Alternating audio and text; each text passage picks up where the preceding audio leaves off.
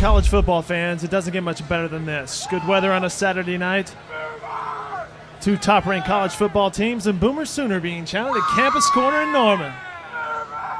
And the Wimgo girls behind us. Good evening, everybody. I'm Dave Morris with NewsOK.TV. I'm joined by the Oklahomans Barry Trammell and Jake Trotter. Guys, how you doing? Good, Dave. All Biggest right. football game in town since 2000.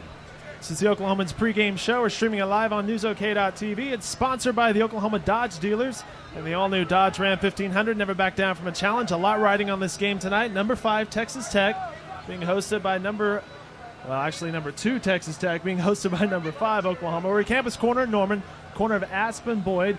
Big thanks to Barrett Williamson Architects up top for the internet access. We're streaming this live on NewsOK.com.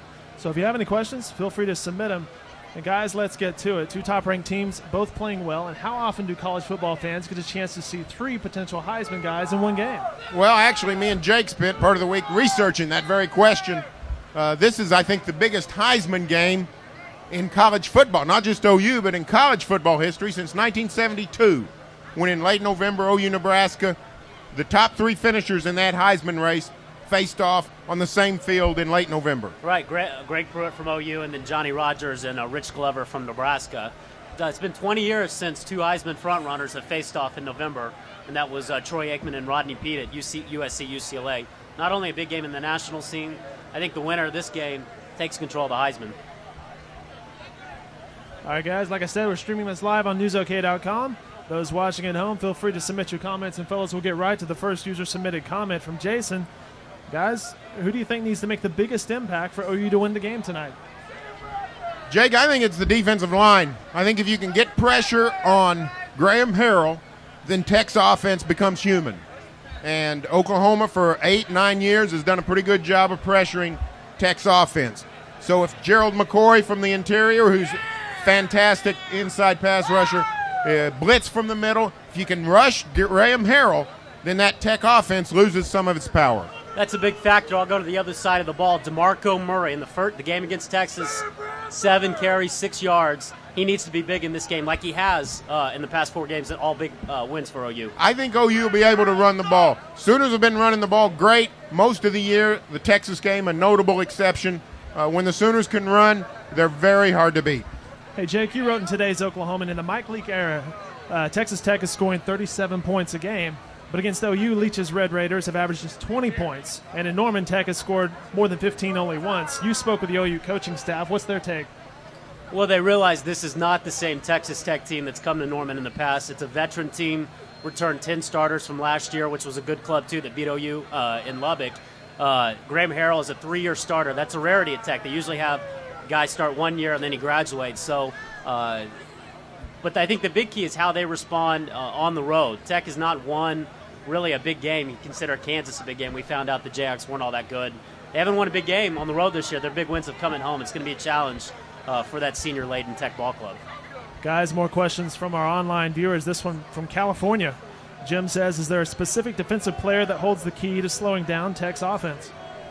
Well, I think, I don't know about one particular player, but the linebackers are always key because the key to beating Tech is tackling.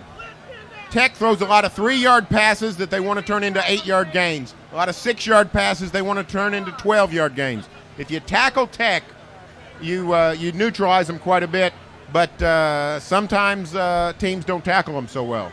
Yeah, and then Oklahoma State, that's what happened to them. 7 straight possessions, couldn't tackle people in open space. My man here says Travis Lewis. Now, I don't know if it's just Lewis, but the collective back 7 has got to get people down on the ground. Austin Box included, Nick Harris, Lindy Holmes, Dom Franks, Brian Jackson.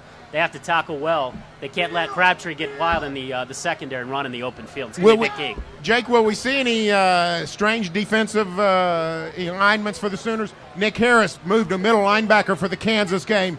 Any kind of jerry-rigging of the defense, you think? That was more of a move of necessity because they didn't really have anyone they felt comfortable with at middle linebacker. I think you'll see the defense we've seen as far as alignment goes. It's not a question of scheme. It's a question of can you execute, and I think that's the big key for the Sooners. I have another question from online. How will OU defend Tech's receiver Michael Crabtree? Anything special for him? Will the Sooners stay in a zone defense, or will Crabtree just go out of the slot all night? Well, as far as OU, Venable said that you got to mix it up against Tech. You can't run the same defense every time, or they'll figure out what you're doing. You'll see some zone, you'll see some blitz, and man-to-man coverage. Dom Franks and Brian Jackson need to play well because they're going to find themselves in some man-on-man. Maybe not Crabtree all the time, but all of Tech's receivers have proven to be capable, and they're going to be on some islands tonight.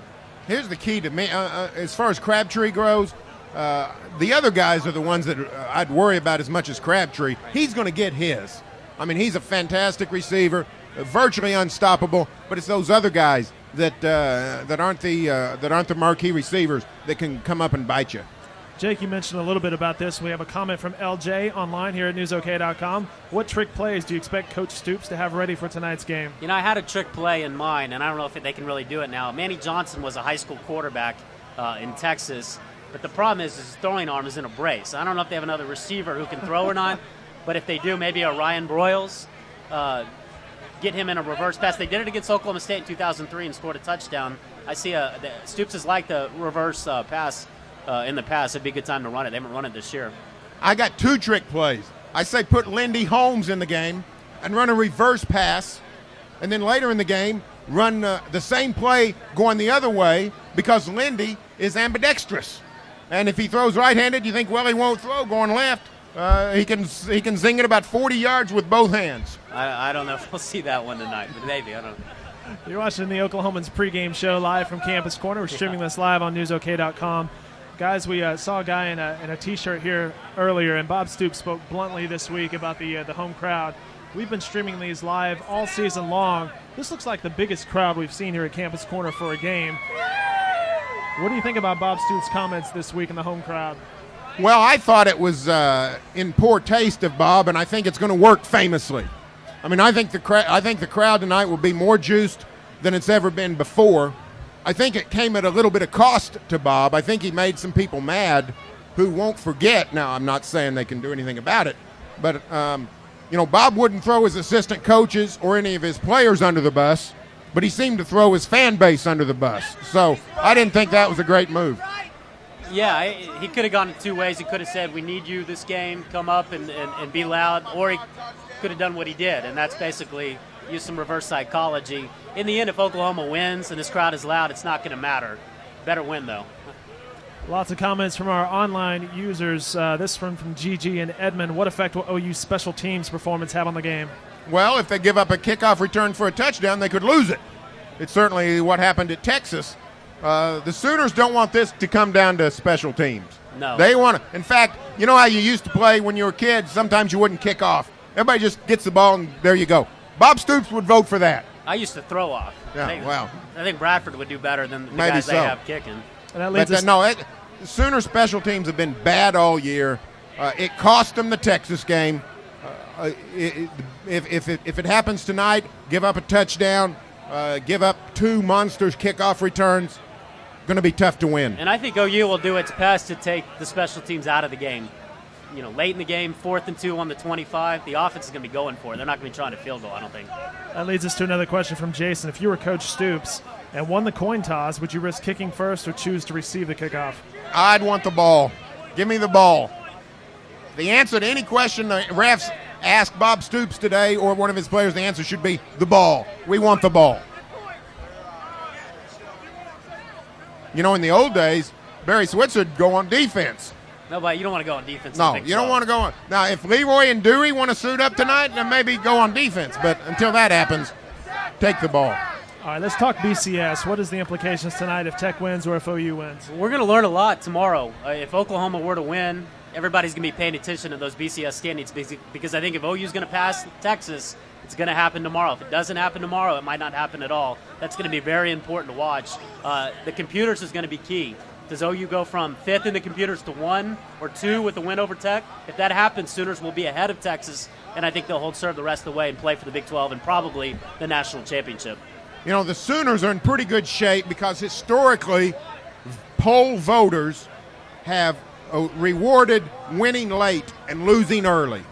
And the Sooners lost first, and if it's a three-way tie, they're going to have won last. So the Sooners, the schedule works out for what the polls historically have done. And unfortunately for Tech, it works against Tech.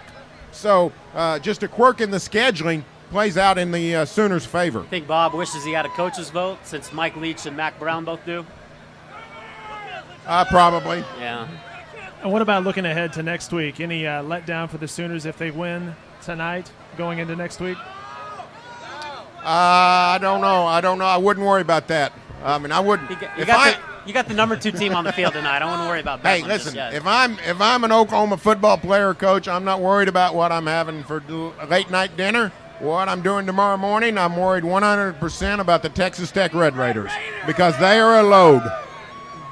Another question from our online watchers, this one out of Houston, Texas from Steven. What effect will Keenan Clayton have tonight? Well, he's one of those linebackers that's got to tackle.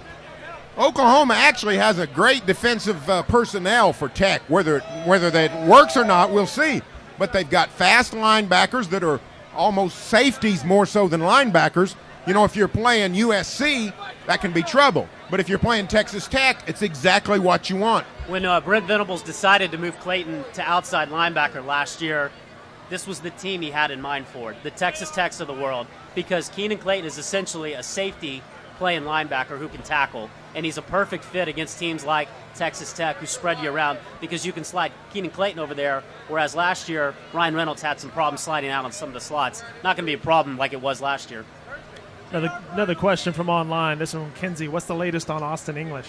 He's out, and I think the hope would be that he could come back for Bedlam, although, you know, I think at this point getting him back for the Big 12 Championship would be maybe the best case scenario. It just takes a while to recover from a knee injury, and but he has a chance to come back next week. He's out this game. Huge key tonight is the conditioning of Jeremy Beal and Frank Alexander. OU had 4 excellent ends.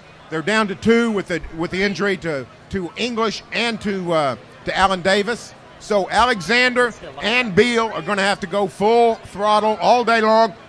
The worry I have is with Alexander because he had the injury in the fight earlier in the year. He hasn't practiced all year long. There's no way his conditioning can be top flight.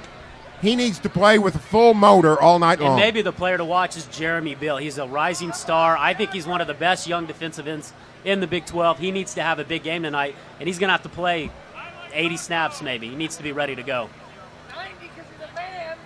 You're watching the Oklahomans pregame show live from Campus Corner, sponsored by the Oklahoma Dodge Dealers. Got a few more questions. We got streaming this live on newsok.com tonight. Guys, here's another question from Mike. Who gets pressured more tonight, Bradford or Harrell? Who gets pressured more? I got to think it'll be Harrell because Sooners have a long history of a good pass rush. Now, Texas Tech is better on defense than they have been in the last 9 years. Tech can get to Bradford. Texas got to Bradford. Tech watched that tape. So Tech will get to Bradford, but I got to think the Sooners have a better chance of getting to Harrell more. Yeah, I think so. They have better people on the defensive front, and that's the key. Tech has been really good at protecting Harrell. Think about it. 499 pass attempts. He's been sacked 5 times all season. That's incredible. But he hasn't played a defensive line like the one he's going to see tonight. Gerald McCoy is the best defensive tackle, I think, in the nation as far as rushing the passer. He can get up the middle and get in Harrell's face. That's going to cause problems for the Tech offense. All right, guys, let's wrap this up. The Oklahomans pregame show from Campus Corner. Barry Trammell, Jake Trotter. Guys, your prediction on tonight's game? Well, I went with the home team. If this game was in Lubbock, I think the Sooners might be in trouble, but they were in Lubbock last year, and that means you don't have to go back this year. Game's in Norman. I'm going to say 42-32 Sooners.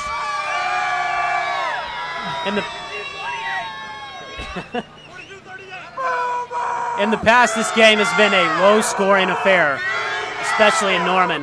Not tonight. I like the Sooners in a shootout. 44-34, OU wins. There you have it, the Oklahomans pregame show live from Campus Corner. A rowdy crowd tonight. Thanks to everybody who's watching tonight in the Boomer Sooner chants here at Campus Corner. Hey, also a big thanks, Barry Trammell, Jake Trotter, to David Jones, Brad Bellew, Joe Hopper, Ryan Free, Mike Sherman, Mike Kaler, Rhodey Helsley. Those guys were with us earlier this year. Cricket Karaoke, which will continue until 7 o'clock tonight right here. Barrett Williamson Architects for the Internet Access, and, of course, the Oklahoma Dodge Dealers for all 6 of our Campus Corner pregame shows. Thanks a lot, everybody. Enjoy the football tonight.